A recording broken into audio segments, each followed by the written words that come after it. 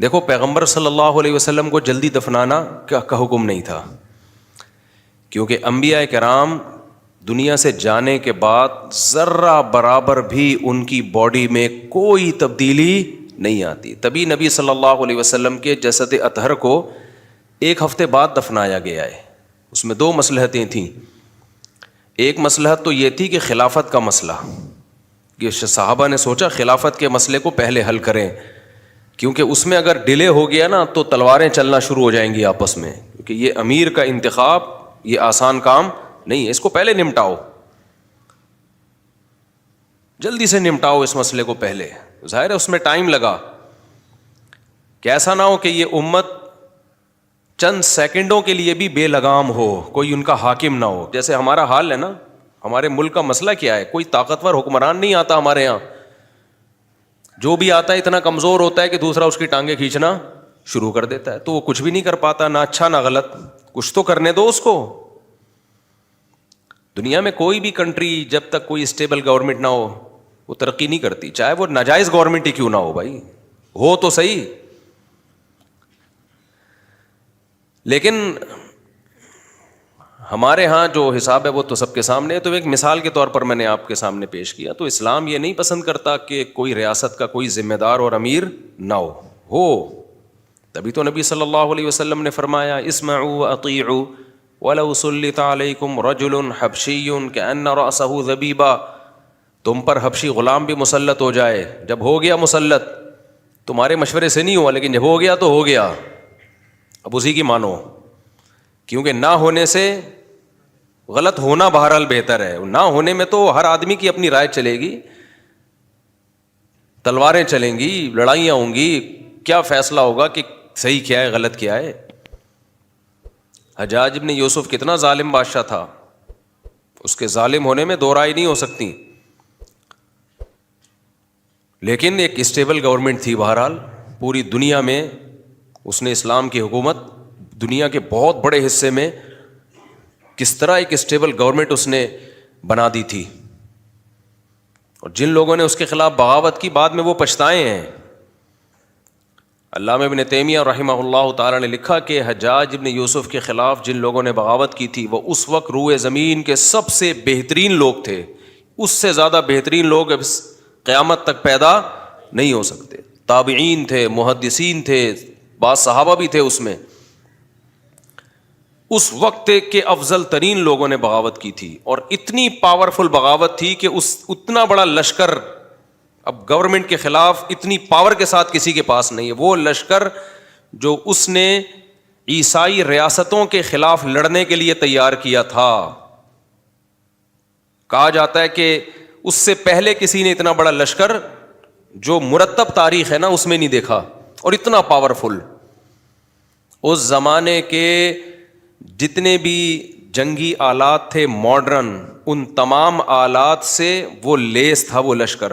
عبد الرحمن بن اشعث کی قیادت میں وہی لشکر جو اس نے عیسائیت کے لیے ان کی ریاستوں کو ختم کرنے کے لیے تیار کیا، اور اس سے شام کا جو بادشاہ تھا عیسائی وہ لرزنے لگا تھا کہ اب میری خیر نہیں ہے، یہ رونتا ہوا چلا جائے گا، اس کی تلوار کے آگے کوئی نہیں ٹھہر سکتا. اسی لشکر نے بغاوت کی کس کے خلاف؟ حجاج بن یوسف کے خلاف. اور پھر حجاج بن یوسف نے اس بغاوت کو کچلنے کے لیے جو قتل کیا، بڑے بڑے علماء، صلحاء، محدثین اس میں قتل ہوئے، اور جو ریاست مسلمانوں کی جو ایک فتوحات کا دروازہ بہت طویل عرصے تک کے لیے رک گیا. ان تجربوں سے علماء نے گزر کے کہا کہ اسٹیبل گورنمنٹ ہو، بے شک وہ ظالم کی ہو، آپ اس کو ٹھیک کرنے کے چکر میں ایسا نہ ہو کہ اس سے بھی جائیں آپ. تو یہ جو نئے نئے آج کل اسکالر آ رہے ہیں نا، ان کو نہ ہسٹری کا پتہ ہے بیچاروں کو، نہ فقہ کا پتہ ہے. یہ وہی تجربوں سے آپ کو گزارنا چاہ رہے ہیں جو تجربے امت پہلے کر چکی ہے. موضوع میرا نہیں ہے لیکن جب بات آ جاتی ہے تو میں گزار دیتا ہوں، کیونکہ ہماری یونیورسٹیوں میں، کالجز میں یہ منجن بہت بک رہا ہے آج کل کہ یہ علماء نظام کی تبدیلی کی کوشش نہیں کر رہے، یہ صرف اللہ اللہ پہ لگا دیا، شادیوں پہ لگا دیا، اللہ اللہ پہ لگا دیا، خانقاہوں پہ لگا دیا. علماء نظام کی تبدیلی کی کوشش کر رہے ہیں، لیکن اس طریقے سے کوشش کر رہے ہیں جو پائیدار ہو، دیر پا اثر ہو لیکن پائیدار ہو. اور جو اس طرح کی باتیں کر رہے ہیں ان کے پاس کوئی پیکج نہیں ہے نظام کی تبدیلی کا، صرف باتیں ہیں. اور جب 2-4 چترول لگتے ہیں تو باتیں کرنا بھی چھوڑ دیتے ہیں تو وہ آپ کو بند گلی میں لے جا کے بند کر دیں گے. جن کا تاریخ سے واسطہ ہوتا ہے نا، جن کے اکابر کا ایک سلسلہ ہوتا ہے، ہمارا ایک سلسلہ ہے. ہندوستان میں انگریز کے خلاف بغاوت ہمارے اکابر نے کی تھی، تحریکیں ہمارے اکابر نے چلائی ہیں. اس سے پہلے نظام کی تبدیلیوں کی کوشش پریکٹیکلی، کتابوں میں نہیں. کتابیں بہت لوگ لکھ کے گئے ہیں لیکن ان کے رزلٹ زیرو. بہت لوگوں نے یہ خلافت کی باتیں کی ہے، رزلٹ زیرو. تو اس لیے جو کام کر سکتے ہو وہ کرو، جو گراؤنڈ ریئلٹی کو دیکھ کر آپ کے لیے پاسبل ہے. جو نہیں کر سکتے تو اس میں گھسنے کی کوشش مت کرو، جو تھوڑا بہت ہے اس سے بھی جاؤ گے. اور ہسٹری ضرور پڑھو کہ یہ سب ماضی میں سب کچھ ہو چکا ہے. خیر، تو میں یہ عرض کر رہا تھا کہ کیا عرض کر رہا تھا میں، یہ حجاج بن کہاں سے ہاں. تو نبی صلی اللہ علیہ وسلم کا جو جسد اطہر تھا، وہ بہت لوگ کہتے ہیں نا صحابہ نے دفنایا یا نہیں. بھائی اس میں 2 حکمتیں تھیں. ایک تو خلافت کی اہمیت کہ مسلمان امیر کے بغیر نہیں ہو سکتا، گورنمنٹ کے بغیر نہیں ہو سکتے. بھائی آپ پولیس کو جتنا مرضی برا کہو، لیکن اگر آپ یہ پولیس کا شعبہ ختم کر دو نا تو ہر گلی محلے میں لاشیں کے انبار ملیں گے آپ کو. نہ ہونے سے ایک برا شعبہ ہونا بہرحال بہتر ہے، نہ ہونے سے بہتر ہے. ہاں ٹھیک کرنے کی کوشش ضرور کرو، اس کے ہم مخالف نہیں ہیں. اور ٹھیک کیسے ہوگا؟ 2 طرح سے ٹھیک ہو سکتا ہے. ایک تو ان پولیس والوں کو سمجھاؤ محبت سے، ان کو ہدیے دو، پھر سمجھاؤ، پھر یہ بات سنیں گے آپ کی. دوسری بات یہ کہ آپ اچھے لوگوں کو محکمہ پولیس میں بھرتی کرو، آپ کے پاس راستہ کھلا ہوا ہے. لوگ کہتے ہیں کہ نہیں جی چند لوگوں کا اس پہ قبضہ ہے. بھائی کسی حد تک قبضہ ہے، کسی حد تک آزادی بھی ہے. تو یہی ہو سکتا ہے اور کچھ نہیں ہو سکتا. تو نبی صلی اللہ علیہ وسلم کے جو میت کو جنازے کو دیر سے دفنایا گیا، اس میں 2 حکمتیں. ایک تو یہ خلافت، صحابہ نے کہا سب سے پہلے خلیفہ کا تعین ہوگا، یہ امت بغیر خلیفہ کے، بغیر حکومت کے نہیں رہے گی. حالانکہ وہ بہترین دور تھا، بہترین. دوسرا مسئلہ، اللہ اپنے حبیب صلی اللہ علیہ وسلم کا یہ معجزہ دنیا کو دکھانا چاہتے تھے کہ 1 ہفتہ آپ صلی اللہ علیہ وسلم کا جسد اطہر ساری دنیا نے دیکھ لیا کہ اس میں کوئی تغیر ذرہ برابر بھی نہیں ہے. میڈیکلی یہ پاسبل ہے کیا؟ جیسے ہی انسان کی موت واقع ہوتی ہے فوراً سے پہلے اس کی باڈی میں، آپ کو پتہ ہے ڈاکٹر کیا کہتے ہیں کہ ہماری باڈی پہ باہر کے جراثیم ہر وقت حملہ کر رہے ہوتے ہیں. یہ مرغے کو ذرا خاموش کراؤ بھائی کوئی جا کے.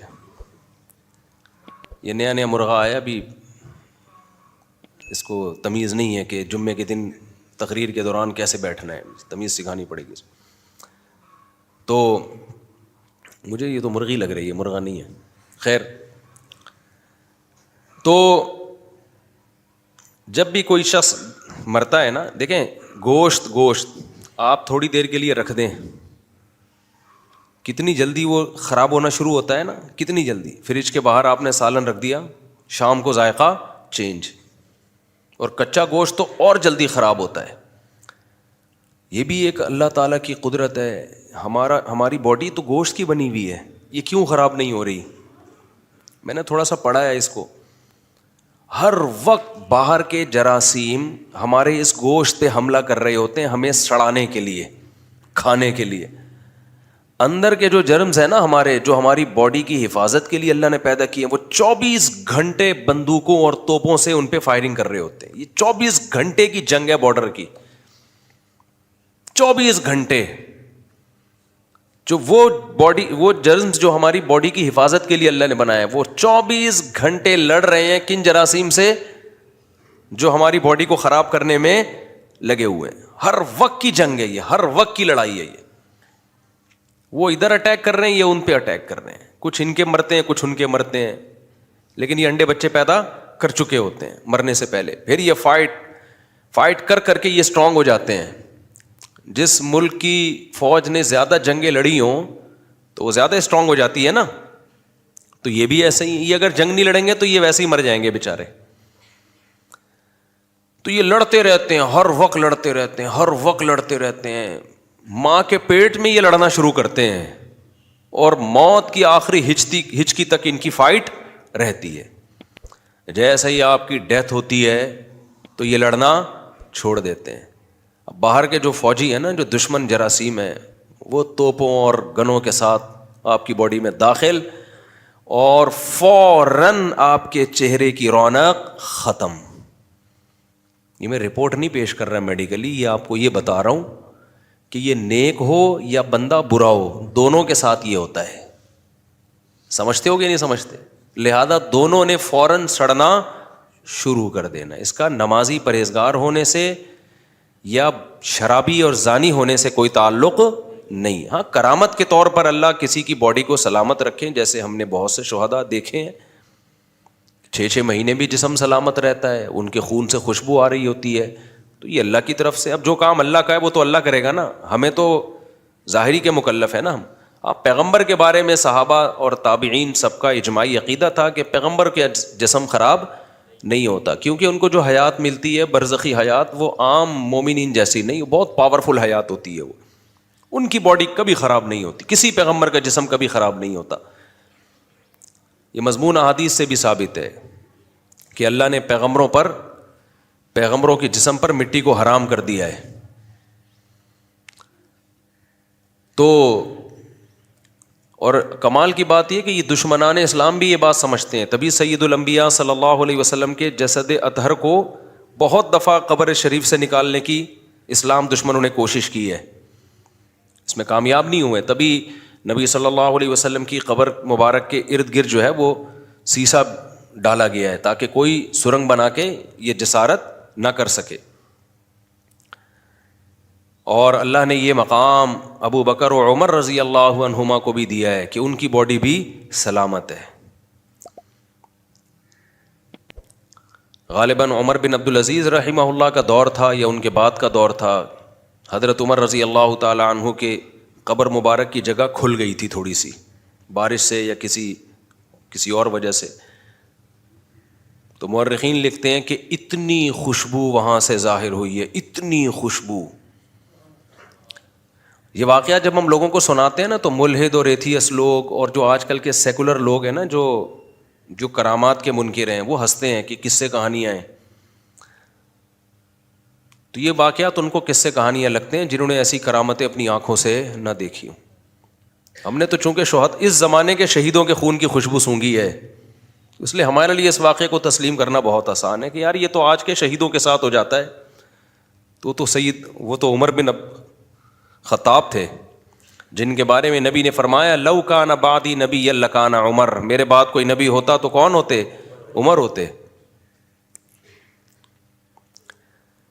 تو بعض دفعہ شہداء کے ساتھ ہو جاتا ہے، لیکن یہ بھی کوئی قاعدہ کلیہ نہیں. حضرت حمزہ شہید تھے، ان کی قبر جب کھولی گئی ہے تو جسم سلامت تھا. حضرت حمزہ رضی اللہ تعالی عنہ جہاں شہید ہوئے نا، آج ان کی قبر وہاں نہیں ہے کیونکہ سیلابی پانی کی وجہ سے اس قبر کے گرنے کا خطرہ تھا، ان کو شفٹ کیا گیا، منتقل کیا گیا، تو جسد اطہر سلامت تھا ان کا.